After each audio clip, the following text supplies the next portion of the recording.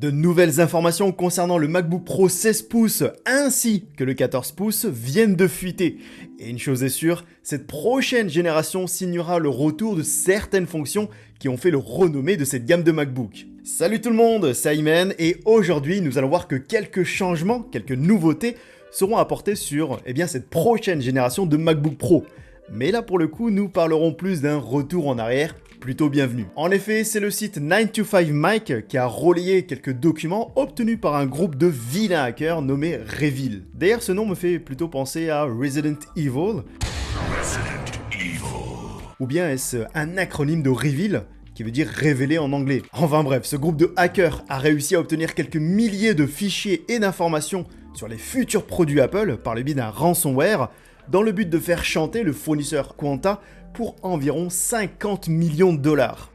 Et je pense que pour prouver leur légitimité, ils ont choisi de laisser dans la nature quelques documents obtenus. Et si tous ces fichiers devaient être révélés aux yeux de tous, cela risquerait d'être l'une des plus grosses fuites que la marque à la pomme ait connue. Enfin bref, revenons plutôt à ce que nous savons aujourd'hui de ces MacBook Pro. 9to5Mac a réussi à obtenir certains de ces fichiers déjà révélés. On retrouvera sur ces documents quelques spécifications techniques sur cette prochaine génération de MacBook Pro. Sur ce premier document, on retrouvera 4 noms de code, dont 2 qui ont été quand même plus ou moins mis en avant par 9to5Mac, à savoir le J314 ainsi que le J316, qui sont en fait les noms de code pour le MacBook Pro 14 pouces ainsi que celui du 16 pouces. Mais ces noms de code n'étaient pas totalement inconnus, car en janvier dernier, Mark Gurman, par le biais du journal Bloomberg, nous les avait déjà révélés. Ce deuxième document confirme aussi ce que cette fois l'analyste Ming-Chi Kuo nous a révélé plus tôt cette année, à savoir le retour d'un port pour carte SD ainsi que d'un port HDMI. Et personnellement, je trouve que c'est plutôt une bonne nouvelle qu'Apple fasse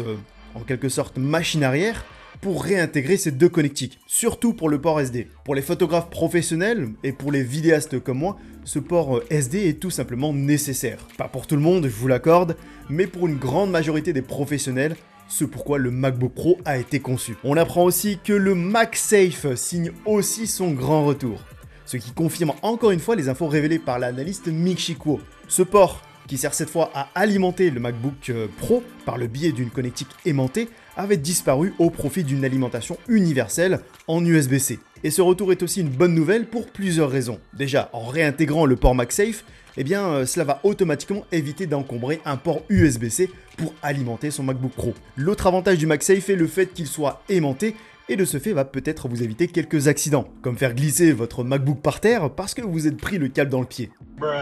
Non, le MagSafe va permettre au câble de se déconnecter si l'on tire un peu trop fort dessus. Et c'est le principe même de MagSafe, c'est pourquoi il a été pensé. Mag, qui est le diminutif de magnétique, et Safe, qui veut tout simplement dire sûreté ou prudence. Et ce troisième croquis nous révèle une partie du châssis de ce MacBook Pro, sur lequel on retrouve justement le port HDMI et le port SD. Ainsi qu'entre les deux, un port qui pourrait s'apparenter à un port USB-C. Je reviens rapidement sur le premier document, car dessus nous avons vu que les deux premiers noms de code correspondraient au MacBook Pro 14 pouces, ainsi que celui du 16 pouces.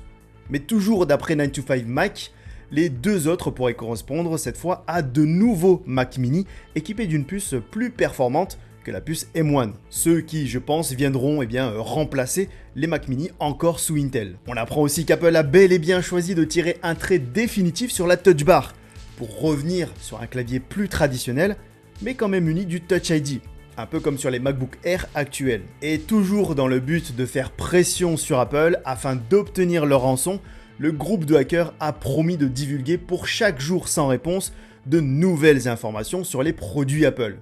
Et c'est dans ce but qu'ils ont aujourd'hui même divulgué quelques croquis détaillés de l'iMac qui vient tout juste d'être annoncé par Apple. En tout cas, comptez sur moi pour suivre ces informations de très près. N'hésitez pas à me dire d'ailleurs ce que vous en pensez dans les commentaires. En tout cas, c'est déjà la fin de cette vidéo et merci à vous de l'avoir visionné jusqu'au bout.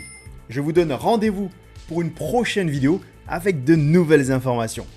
D'ici là, prenez tout soin de vous et que la paix soit avec vous. C'était Ayman.